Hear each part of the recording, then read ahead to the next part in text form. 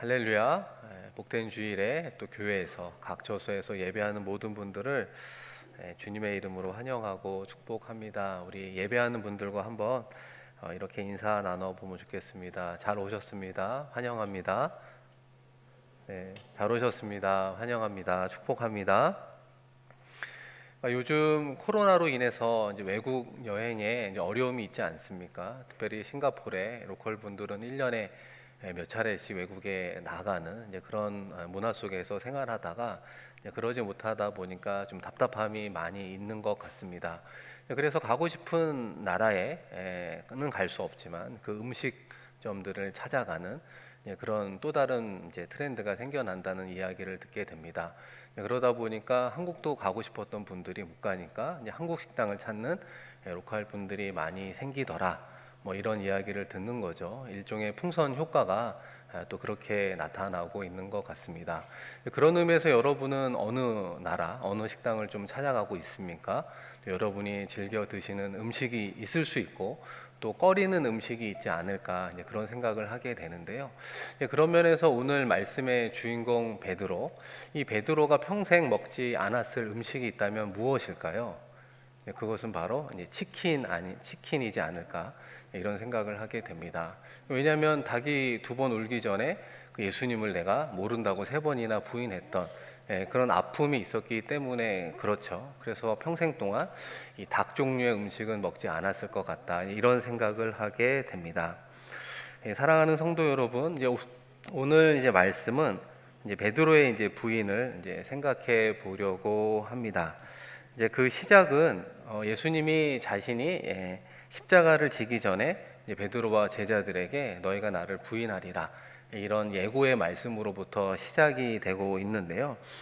우리 마가복음 14장 30절 31절을 한번 같이 보겠습니다.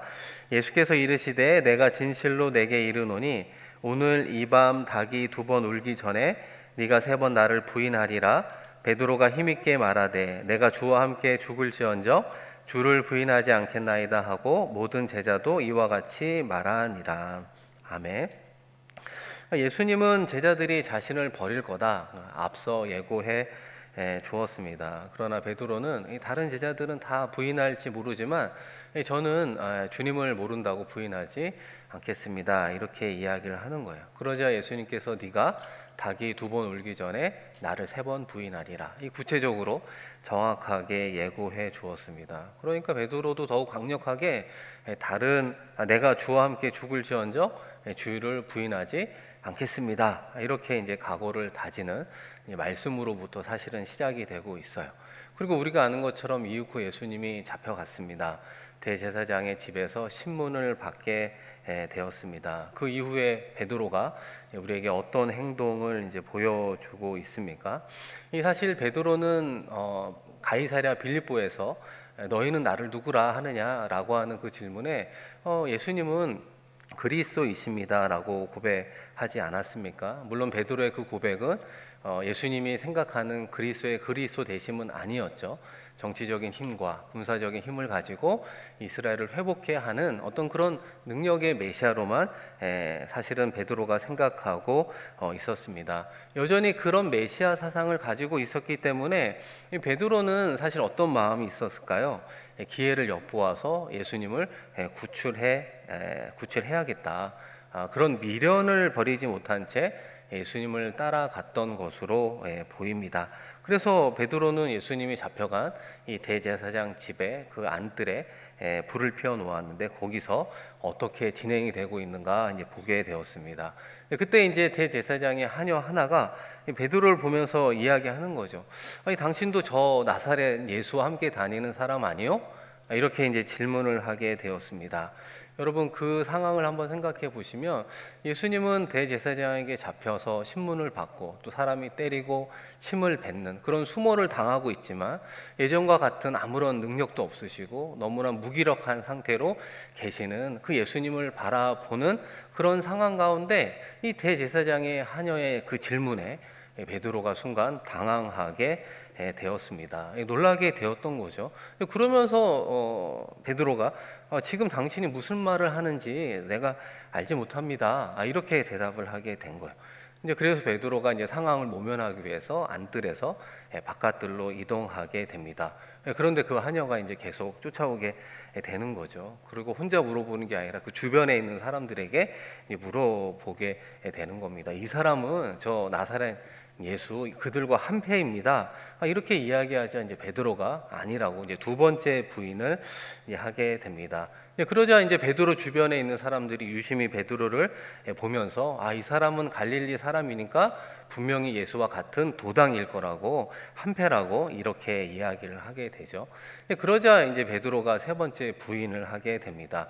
저주하고 맹세하면서 나는 당신들이 말하는 그 사람을 알지 못합니다라고 부인하게 되었을 때 닭이 두 번 울게 되는 것입니다. 무엇보다도 이런 베드로의 그 부인의 그런 어떤 말들, 내용들 이런 것을 들은 예수님의 마음이 어떠할까? 그 부분을 담고 있는 오늘 말씀의 평행 본문이 하나 있습니다. 우리 누가복음 22장 60절에서 62절인데요. 우리 이 말씀을 우리 한번 같이 읽어보겠습니다. 베드로가 이르되 이 사람아 나는 네가 하는 말을 알지 못하노라고 아직 말하고 있을 때 닭이 곧 울더라. 주께서 돌이켜 베드로를 보시니 베드로가 주의 말씀 곧 오늘 닭 울기 전에 네가 세 번 나를 부인하리라 하심이 생각나서 밖에 나가서 심히 통곡하니라. 여러분 61절에 보시면 주께서 돌이켜 누구를 보았다고요? 베드로를 보았다. 이런 표현이 나오고 있습니다. 닭이 두 번 울기 전에 부인했다라고 하는 것은 동일하게 기록하고 있는데 이 상황에서 예수님이 돌이켜 베드로를 보았다. 예수님과 베드로와의 눈빛이 서로 교환되었다라고 이야기합니다. 예수님은 과연 어떤 눈빛으로 이 배반한, 부인한 이 베드로를 쳐다보았을까요? 몇몇 사람들은 예수님의 눈빛이 실패한 베드로를 책망하는 그런 눈빛이 아니었나 이런 이야기를 하기도 합니다. 제가 초등학교 이제 5학년 때 이제 과학 실험이 있었습니다. 그래서 4명이 한 조가 돼서 이제 실험을 하게 되었는데 좀 정확하게 무슨 실험인지는 기억이 안 나는데 각설탕 4개를 딱 주었습니다. 4명에게. 그런데 좀 시간이 지나고 보니까 각설탕 하나가 없어진 거예요.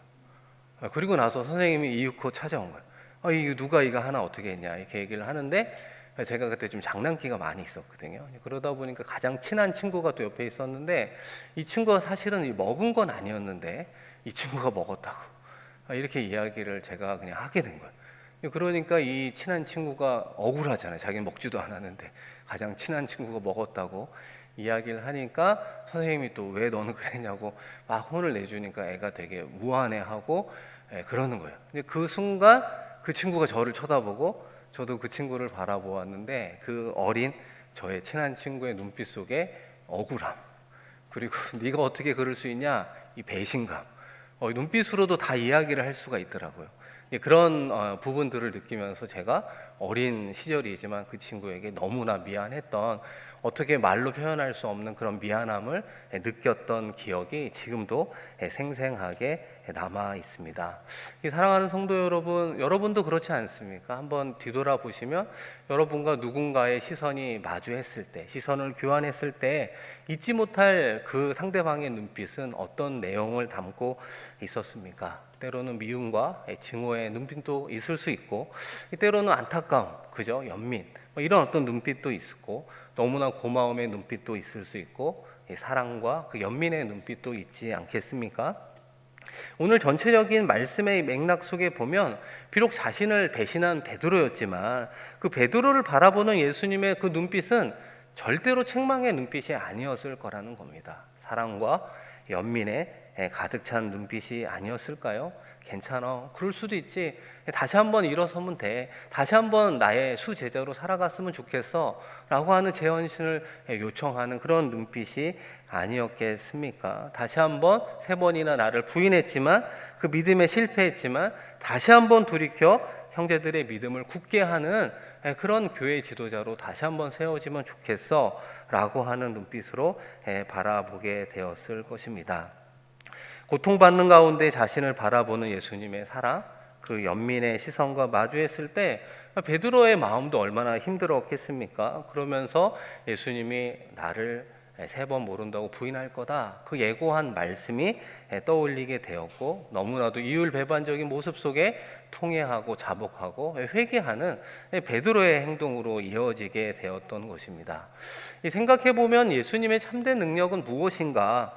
오병이어 무리를 걷는 기적, 물로 포도주를 만드는 그런 어떤 물질적 표적에 있는 것이 아니다라고 하는 것입니다. 그런 표적, 그런 기적은 다른 종교에서도 나타나는 이야기가 아니겠습니까? 어떻게 보면 사이비라고 취급받는 그런 이단 종교에서도 더 자주 일어나는 기적일 수도 있다라고 하는 것이죠. 예수님의 참된 능력은 그런 것이 아니라 어떻게 보면 짐승보다 더 못한 우리로 하여금 다시금 시작하게 하시는 예수님의 사랑의 능력이라고 말할 수 있습니다. 그 사랑의 능력으로 베드로가 다시 일어서고 걸어가고 달려갈 수 있는 것입니다. 그 예수님의 참된 사랑의 그 능력이 우리 가운데에도 전달되어 있기 때문에 우리가 예배하는 예배자로 설 수 있고 하나님께서 원하는 사명자로 살아가게 되는 줄로 믿습니다. 다시 한번 예수님의 사랑의 그 눈빛을 기억하는 우리가 되기를 소망합니다. 할렐루야. 우리가 이 베드로의 부인이라고 하는 그 주제로 한 번 더 생각해 볼 것이 있습니다.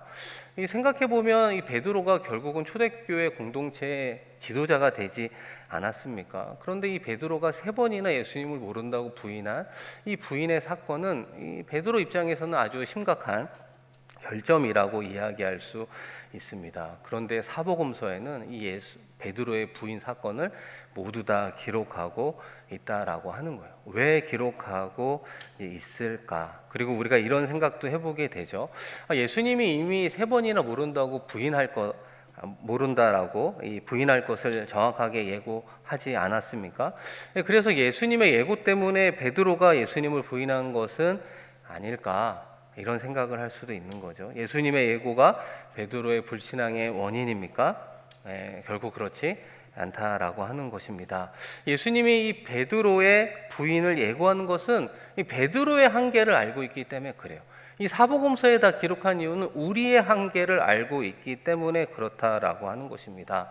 이 베드로의 그런 신앙은요, 그의 의지, 결심, 다짐, 충성 위에 존재하고 있었노라 성경은 우리에게 이야기하고 있다는 것입니다. 물론 베드로가 인간적인 결심, 충성, 이런 어떤 열정으로 예수님을 붙잡고자 했지요. 예수님을 시인하려고 노력했고 예수님을 지키려고 했고 그의 호언장담처럼 예수님과 함께 죽을지언정 예수님을 부인하지 않겠다라고 하는 것은 거짓말은 결코 아니었을 것입니다. 그러나 그의 강력한 결심조차도 이 한 하나의 추궁에 여지없이 무너지게 되고 만다라고 하는 것입니다.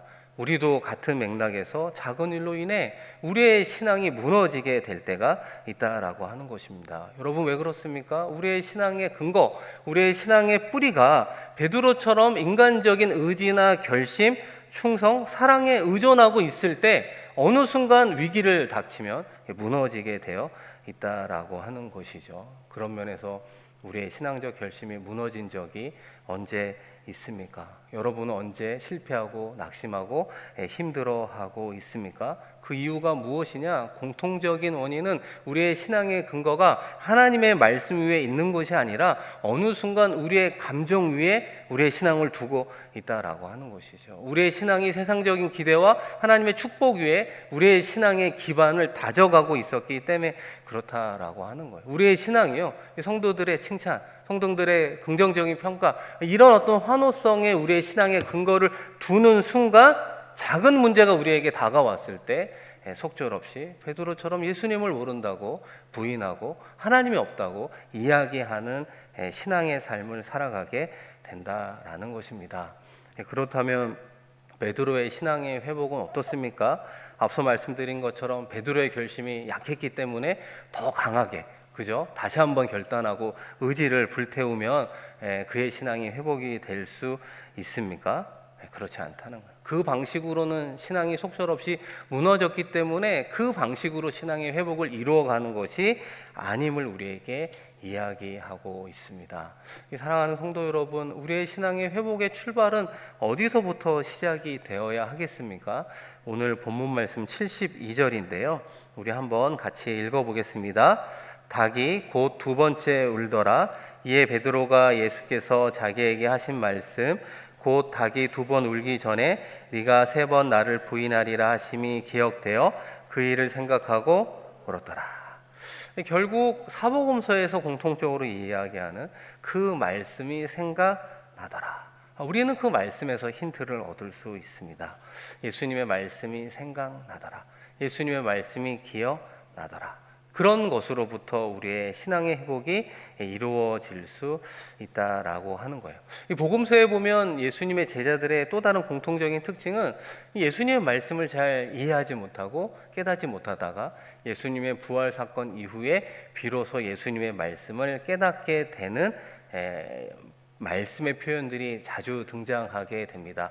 예를 들어 보면 유대인들과 예수님이 논쟁을 할 때 예루살렘 성전을 헐어라, 내가 사흘 만에 일으키리라, 이렇게 이야기하니까 유대인들이 아니 이 성전은 46년 동안 지었는데 어떻게 3일 만에 다시 짓는다, 이렇게 이야기하느냐. 이 제자들과 유대인들이 다 황당하게 생각을 했거든요. 그럴 때 이 말씀이 어떻게 기록이 되어 있습니까? 우리 요한복음 2장 21, 22절인데요. 그러나 예수는 성전된 자기 육체를 가리켜 말씀하신 것이라 죽은 자 가운데서 살아나신 후에야 제자들이 이 말씀하신 것을 기억하고 성경과 예수께서 하신 말씀을 믿었더라. 아멘. 이 부활 이후에 제자들이 이 말씀하신 것을 어떻게 했다고요? 기억하고 더불어서 성경과 예수님이 주신 말씀을 믿었더라. 하나님의 말씀으로 받아들이며 하나님께서 원하는 굳건한 신앙인으로 나아가게 되더라. 이렇게 이제 이야기를 하는 거예요. 우리가 말씀을 들을 때 믿음이 생긴다 이렇게 표현하지만 정확하게 이야기하면 하나님의 그 본연의 말씀, 본질의 말씀을 듣고 깨달을 때 비로소 그 말씀에 맞는 참된 믿음이 생겨나게 되는 것입니다. 제가 예전에 그 영락교에서 부목사로 있을 때 그 신앙 아카데미라고 하는 그 성경 공부 이름이 있습니다. 주일날 예배드리고 뭐 1시간 정도 성경 공부하고 이제 가는 그런 성경 공부 교실이 있었는데요. 주로 오시는 분들이 이제 영락교회는 이제 연세가 좀 많으신 분들이 이제 오게 됩니다. 1시간 동안 이제 이렇게 성경 공부를 인도하다 보면 아멘도 엄청 잘하시고 또 잘 웃기도 하시고 또 끝나고 나면 은혜 받았다고 막 이런 말씀도 엄청 잘하세요. 그래서 그 다음 주가 돼서 이제 복습하는 차원에서 이야기를 하고 질문을 하면 아무도 모르는 거예요. 아는 사람이 없어요. 아니 그래서 제가 볼멘 소리로 아니 그러면서 왜 몇 시간 끝날 때마다 은혜 받았다고 그러고 감사하다고 이렇게 이야기를 하냐고 이렇게 이야기하니까 목사님 들을 때는 다 은혜가 되는데 끝나고 문 밖에 나가면은 다 잊어버려요, 이렇게 이제 이야기를 하는 거예요. 그래서 그냥 거기서 끝내면 되는데 제가 또 물어보게 된 거예요. 아니 그러면 우리 성도님들 왜 매주 오시냐고, 어차피 잊어버릴 건데 왜 들으러 오시냐고. 그러니까 어떤 분이 딱 손을 들고 이야기를 하는 거예요. 목사님 다 잊어버리는데요, 특이하게 어떤 상황이 되면은 그 말씀이 생각이 난다는 거예요. 할렐루야. 특정 상황이 되면 하나님께서 말씀을 기억하게 하시는 줄로 믿습니다. 그것이 하나님의 놀라운 역사라고 저는 생각합니다. 그렇게 한 분이 이야기하니까 다른 분들도 맞아요 목사님 저도 그래요 이렇게 이야기를 하는 거예요. 그러니까 평소에는 들을 때 잘 듣고 또 깨닫고 은혜가 되지만 또 잊어버리다가 특정 사건이 되었을 때, 상황이 되었을 때 하나님께서 그 말씀을 기억나게 하시는 줄로 믿습니다. 그렇기 때문에 여러분의 마음속에 기억나게 하신 말씀이 있다면 그것은 하나님의 말씀인 줄로 믿습니다. 더 나아가 순종하여 귀한 열매 맺는 저와 여러분 되기를 주의 이름으로 축원합니다. 할렐루야. 그렇다면 제자들이 예수님을 3년 동안 따라다녔잖아요. 동고동락했잖아요. 그 누구보다도 예수님의 말씀을 옆에서 듣고 때로는 설명까지 들었음에도 불구하고 왜 말씀을 잘 이해하지 못하고 깨닫지 못했을까? 사실 제자들은 예수님의 말씀을 귀등으로도 알아듣지 못했습니다. 그 공통된 이유가 무엇입니까? 자신들의 욕심과 야망이라고 하는 그릇된 신앙의 동기를 가지고 예수님을 따라다녔기 때문에 그렇습니다. 예수님은 어느 시간 이후부터는 자신의 십자가의 고난과 죽음, 이 부활이라고 하는 것을 3번이나 이야기했지만 그럴 때마다 제자들은 그것을 그대로 듣거나 이해하지 못했습니다. 오히려 예루살렘의 입성과 예루살렘 이스라엘의 구원을 가져다 줄 그런 어떤 정치적 메시아라고만 생각을 하니까 제자들끼리 누가 더 크냐 싸우고 경쟁하며 나아가지 않았습니까? 바로 그런 와중에 예수님이 십자가에 달려 죽게 되었습니다. 그리고 그 와중에 베드로의 신앙이 이렇게 무너져 버리게 되었던 것이죠. 이 말씀에는 기록되어 있지 않지만 베드로는 분명히 내가 잘못된 신앙의 동기를 가지고 예수를 쫓는 그런 제자로 살아갔구나 라고 하는 것을 분명히 깨달았을 것입니다. 그럼에도 불구하고 베드로가 위대한 사도가 될 수 있었던 것은 가룟 유다처럼 스스로 목숨을 끊는 것으로 그의 생애를 마감하지 않았기 때문입니다. 더 나아가 다시 더 큰 결심, 더 큰 다짐, 더 큰 충성으로 나아가는 것이 아니었습니다. 그 말씀이 생각나 통곡하고 울며 회개한 이후로 예수님이 3년 동안 나에게 무슨 말씀을 하셨는가, 이 말씀을 기억해내기 시작을 했을 것입니다. 그리고 부활하신 이후에 비로소 예수님께서 만나면서 자신의 힘과 자신의 의지로 신앙생활하는 것이 아니라 오히려 예수님의 말씀 속에 정말 하나님의 나라가 무엇이고 하나님 나라의 복음이 무엇이고 정말 예수를 믿는다라고 하는 것이 무엇인가라고 하는 것을 말씀 속에서 깊이 있게 깨닫는 은혜를 누리게 되었던 것입니다. 사랑하는 성도 여러분, 우리 가운데도 마찬가지예요. 가장 우선적으로 하나님의 말씀이 내 안에서 생각나고 이 말씀이 우리의 인생을 이끌어 가도록 맡겨야 되지 않겠습니까? 이 베드로의 경우 어떻게 보면 이 닭이 2번 울었던 그 울음소리가 이 베드로를 잠에서 깨우듯 각성시킨 것으로 생각할 수도 있습니다. 물론 닭의 울음소리를 통해서 베드로가 그런 반응을 했다 이렇게 말할 수도 있을 것입니다. 그러나 성경의 분명한 증거는 무엇입니까? 이 닭의 울음소리는 이 주의 말씀을 생각나게 했을 뿐이지 베드로를 각성시키고 깨우친 것은 주의 말씀임을 다시금 우리에게 강조하고 있습니다. 사랑하는 성도 여러분, 우리는 세상을 살아가면서 많은 닭의 울음소리를 듣게 됩니다. 때로는 원치 않지만 사업이 망하는 속에서 닭 울음소리를 듣게 되기도 하고, 때로는 시련의 상처, 때로는 직장과 때로는 어떤 진학의 실패, 때로는 건강의 상실 속에서 이 베드로가 들었던 닭의 울음소리를 들을 수가 있습니다. 그러나 닭의 울음소리를 들을 때 정작 우리의 영혼을 살리는 주의 말씀을 듣고 주의 말씀이 생각이 나고 이 주의 말씀에 의해 자극을 받는 성도가 되어야 하는 것입니다. 우리의 비극이 바로 여기에 있다라고 이야기할 수 있습니다. 사업의 실패에 있습니까? 아니라고 하는 거죠. 진학의 실패에 우리의 비극이 있습니까? 아니다라고 하는 거예요. 건강의 상실에 우리의 불행의 원인이 있는 것이 아니라 그런 비극을 알려주는 닭의 울음소리는 듣지만 정작 우리의 영혼을 자극하고 깨우고 소생하고 다시 한번 하나님께로 돌아가게 하는 주의 말씀을 듣지 못하는데 오늘날 살아가는 우리의 비극이 있는 것은 아닙니까?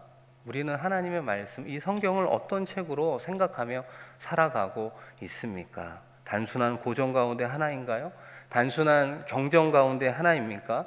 단순히 세계에서 가장 많이 팔린 그런 베스트셀러 중에 하나로서 우리는 말씀을 대하고 있습니까? 시편 기자는 우리에게 성경을 대하는 기준을 이렇게 이야기해 주고 있습니다. 우리 시편 119편 50절인데요. 한번 같이 읽어봅니다. 이 말씀은 나의 고난 중에 위로라.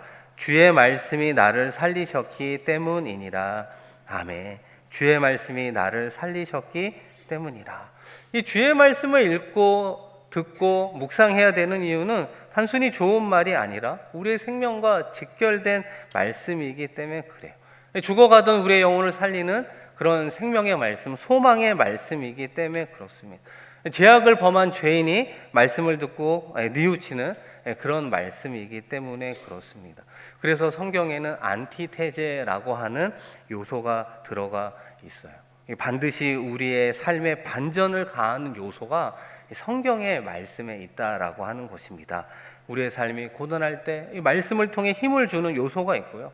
우리가 때로는 교만의 요소가 있을 때 그 교만을 깨닫게 하는 이 요소가 이 말씀 가운데 있다라고 하는 것이죠. 우리가 사명에 무감각하고 무관심할 때 그것을 깨워 흔드는 요소가 성경 안에 있다라고 하는 것입니다. 궁극적으로 성경이 생명의 말씀, 하나님의 말씀인 줄로 믿습니다. 사랑하는 성도 여러분, 이 하나님의 말씀을 가까이 하시기를 바랍니다. 말씀을 읽고 듣고 묵상하는 데 힘쓰기를 바랍니다. 하나님의 말씀을 귀하게 여기고 소중히 여기며 나아갈 때 우리가 읽고 듣고 묵상했던 그 말씀이요, 때로는 넘어지고 때로는 쓰러지는 그 상황 속에 다시금 우리를 일으킬 수 있는, 우리의 생명력을 불어넣어주는 도움의 손길로 우리에게 다가올 줄로 믿습니다. 다시 한번 말씀을 통해 하나님의 은혜와 힘과 능력을 누리면서 이 험한 세상을 형통하게 또 지나가고 승리하는 우리 모두가 되기를 주님의 이름으로 간절히 축원드립니다. 우리 이 시간 함께 말씀을 기억하며 우리 통성으로 기도하면 좋겠습니다. 이 베드로의 부인의 이 사건은 특정한 사람의 사건이 아니라 바로 우리의 사건이 아닌가 생각해 봅니다. 우리는 어쩌보면 날마다 베드로처럼 예수님을 모른다고 부인하며 살아가고 있는 것은 아닌가. 그때 우리 주님께서 우리를 바라보는 눈빛은 사랑과 연민의 눈빛으로 다시 한번 우리를 바라봅니다. 괜찮다고 다시 한번 일어서라고 이야기하시며 우리에게 말씀을 허락해 주십니다. 그 말씀 붙잡고 다시 일어나는 우리가 되게 하여 주옵소서. 우리 자신을 살리고 우리의 가정을 살리고 우리의 교회 공동체와 우리의 한국 사회, 세계 선교를 살리는 그 시작점이 되게 하여 주시옵소서. 우리 이 시간 말씀을 기억하며 우리 주여 한번 부르고 하나님께 기도하며 나아갑니다. 주여, 하나님 아버지, 오늘도 우리에게 복된 주의를 허락하시고 다시 한번 주의 말씀을 나누게 하시니 고맙고 감사합니다. 우리가 예수를 쫓아가는 인생을 살아가지만 때로는 나의 욕심과 야망을 가지고 예수님을 따르며 살아가고 있는 것은 아닙니까? 오 아버지 하나님, 우리가 예수님을 모른다고 하나님의 말씀에 불순종하고 죄를 범하는 그곳에서도 우리를 바라보시는 예수님의 사랑과 연민의 그 눈빛을 보게 하여 주시옵소서. 다시 한번 일어나기를 원하고 다시 한번 믿음으로 살아가기를 원하고 다시 한번 하나님의 영적 지도자로 살아가기를 원하는 하나님의 눈빛에 그 메시지를 우리가 받게 하여 주시옵소서. 오 아버지 하나님, 통해 자복하는 우리가 되게 하여 주셔서 다시 한번 하나님께로 돌아가되 우리의 굳은 결심으로 결단으로 아버지 하나님 충성과 다짐으로 돌아가는 인생이 아니라 다시 한번 하나님의 말씀으로 시작하게 하여 주옵소서. 그 말씀이 우리의 영혼을 살리고 우리의 생명을 살리는 유일한 하나님의 능력의 말씀인 줄로 믿습니다. 그 말씀 붙잡고 나아가는 우리가 되게 하시고 그 말씀으로 승리케 하여 주시옵소서. 한 해를 마무리하며 새롭게 2021년을 바라보는 우리 가운데 하나님의 말씀으로 시작하여 회복의 은혜를 누리며 나아가게 하여 주시옵소서. 감사드리며 귀하신 예수님 이름으로 우리가 하나님을 사랑한다 고백하며 나아가지만 우리의 사랑의 동기도 때로는 나의 욕심, 나의 욕망을 따라 하나님을 사랑하고 예수님을 우리의 구원자로 고백하며 살아가고 있는 것은 아닌지 다시 한번 우리의 신앙을 점검하는 우리 모두가 되게 하여 주시옵소서.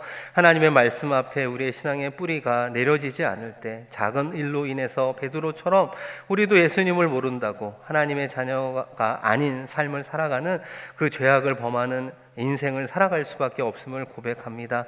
다시 한번 우리에게 주시는 말씀 붙잡고 승리하게 하시고 쓰러지고 넘어진 그 자리에서도 사랑과 연민의 눈빛으로 우리를 바라보시는 그 주님의 사랑을 의지하여 다시 한번 일어서게 하시고 걸어가게 하시고 달려가게 하여 주셔서 우리의 영혼을 살리고 우리의 가정과 우리의 교회, 대한민국을 살리는 데 쓰임받을 수 있는 우리 한 사람 한 사람 삼아 주시옵소서. 감사드리며 귀하신 예수 그리스도의 이름으로 기도드립니다. 아멘.